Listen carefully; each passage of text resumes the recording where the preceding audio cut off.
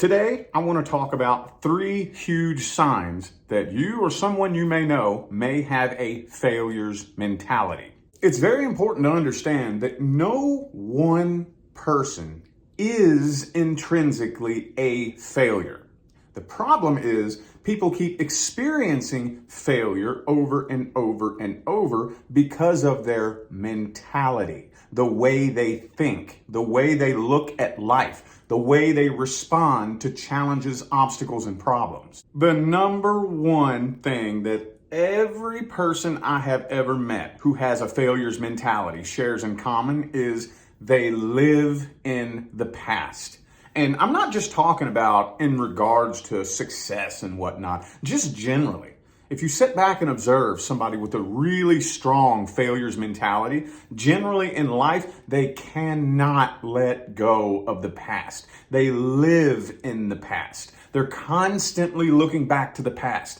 I am this way because this thing happened in the past.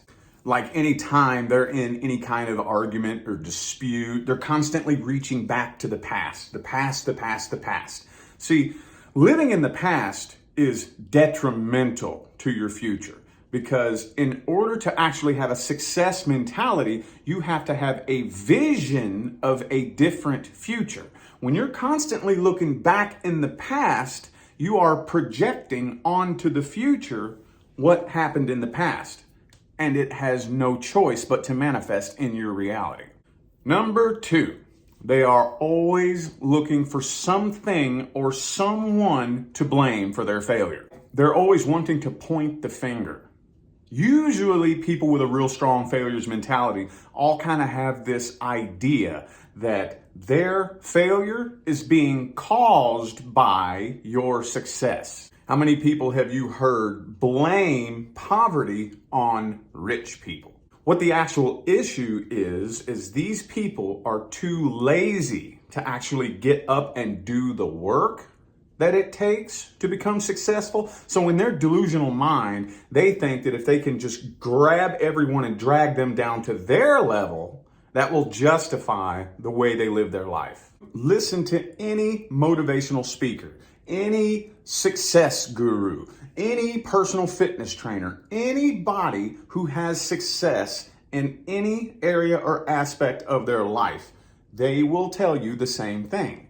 They had to go through struggles, challenges, and obstacles.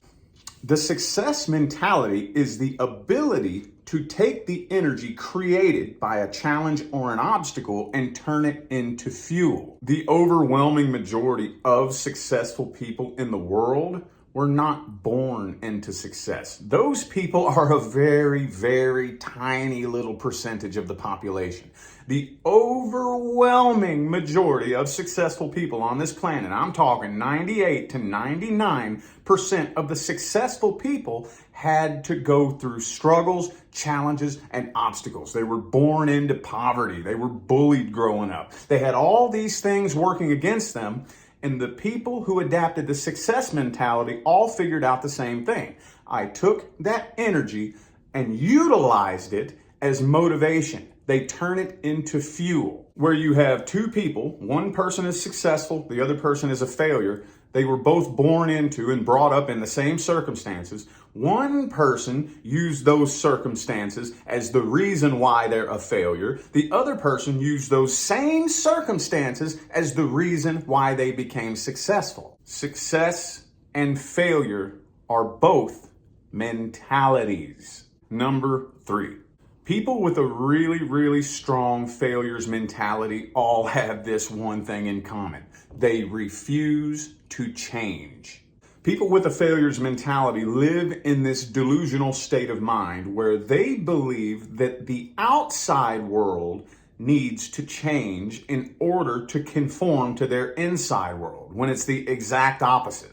They don't understand that their outside world is a projection of or manifestation of their current mentality.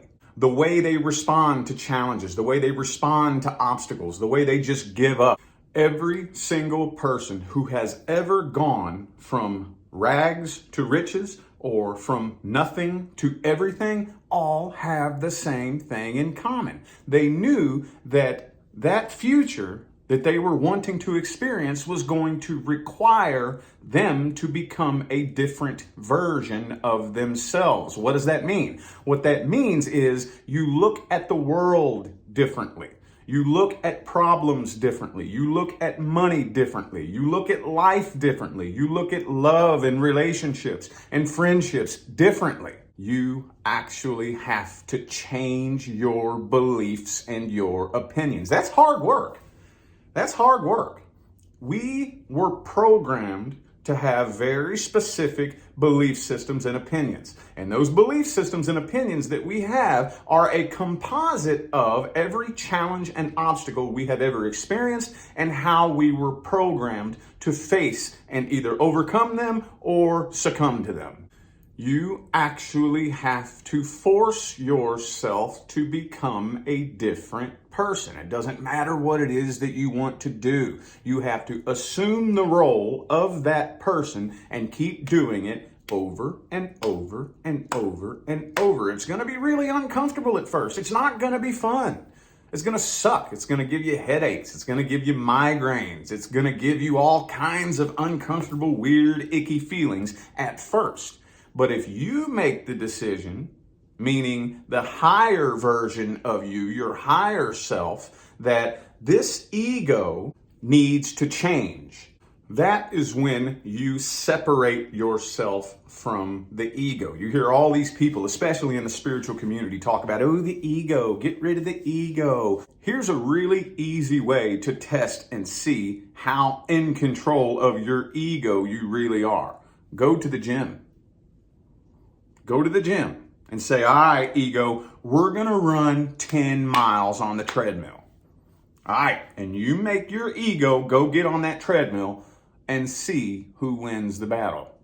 I know there's probably a lot of you that aren't really going to want to hear this. And, I hate to be the bearer of bad news. I'm not trying to burst your bubble. My thing is, I actually care. I actually want to see you change your life.